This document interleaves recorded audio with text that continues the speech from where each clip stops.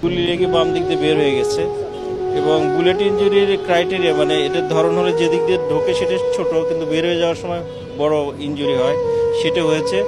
এবং brain injury হলে ওখানে কিছু ব্রেন ফুলে ফেপে যায়, প্রেশার বেড়ে যায়, এটা যাতে ব্রেনের জন্য আরও ক্ষতিকারক কিছু এটাকে যাতে না হয়, এই জন্য এখানে নিউরোসার্জনরা যারা ছিলেন, Dhaka medical head of the department doctor Zahid Raihan সহ তার টিম, তারা এদিকে ব্রেনের যে মাথার খুলিটা একটা বড় করে খুলে দিয়েছে যাতে প্রেশার না বাড়ে।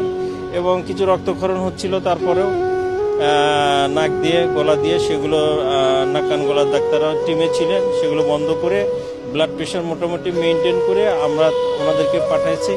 আমাদের সরকারি সিদ্ধান্ত ছিল যে ওনাকে আমরা সম্মিলিত সামরিক হাসপাতালে নিয়ে যাব, কিন্তু ওনার পরিবারের পক্ষ থেকে বিশেষ করে তার ভাই ওনারা চাচ্ছেন যে এবার কেয়ারে ওখানে যথাযথ ব্যবস্থাপনা তাদের সাথে যোগাযোগ করে আমরা ওখানে পাঠিয়ে দিচ্ছি। তার অবস্থা আশঙ্কাজনক হলেও আপনারা সবাই দোয়া করবেন, আল্লাহ ভরসা। ও ভেন্টিলেটর মানে নিজে নিজে তো শ্বাস নিতে পারছে না, শ্বাস প্রশ্বাসের যেটা যন্ত্র, কৃত্রিম উপায়ে শ্বাস নেওয়া। হ্যাঁ, অপারেশন হয়েছে, কিন্তু তাকে তো শ্বাস প্রশ্বাস নেওয়ার জন্য ব্যবস্থা রাখতে হবে। এইটা এক্স্যাক্টলি বলা যাচ্ছে না, কিন্তু অবস্থা হচ্ছে।